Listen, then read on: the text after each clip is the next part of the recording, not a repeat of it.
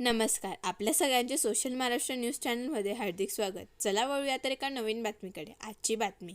धुळ्यानजीक एका कारमधून जाणाऱ्या दोघांना पिस्टलचा दाग दाखवत 8 दरोडेखोरांनी तब्बल 1.5 कोटींची रक्कम लुटल्याचा प्रकार नुकताच घडल्याने जिल्ह्यात खळबळ उडाली आहे.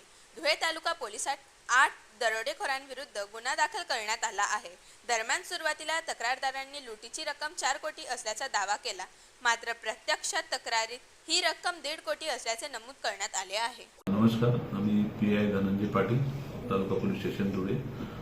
दिनांक 5/7/25 रोजी पहाटे 5 वाजताच्या सुमारास कुर्मेपाडा गावाजवळ एक स्कॉर्पिओ कार होती.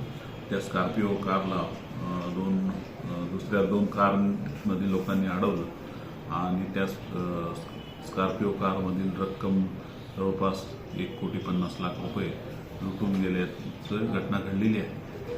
या घटनेबाबत सर्वप्रथम यातील जो फिर्यादी आहे कल्पेश भाई, चालक आहे त्या गाडीचा, हा आणि त्याच्यासोबत भरत भालिया म्हणून दुसरा चालक होता.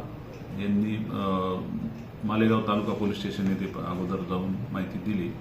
त्यानंतर मालेगाव तालुका पोलीस स्टेशनचे अधिकारी या घटनेची खात्री करण्यासाठी धुळे तालुका पोलीस स्टेशनपर्यंत आले आणि त्या घटनेबाबत आम्हाला माहिती मिळाली.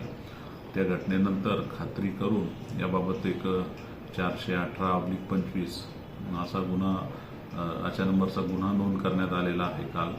त्याच्यामध्ये BNS सेक्शन 310, 126 असं लावण्यात आलेलं आहे आणि याच्यामध्ये तपास चालू आहे. या तपासात 2 पथके रवाना झालेली आहेत आणि तपास प्रगतीपथावर आहे.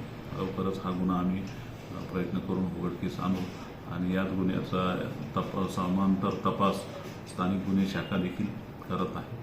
बातमी आवडल्यास चॅनलला लाईक व सबस्क्राईब करा व दररोज अशा नवनवीन बातम्या पाहण्यासाठी चॅनलला फॉलो करा. धन्यवाद.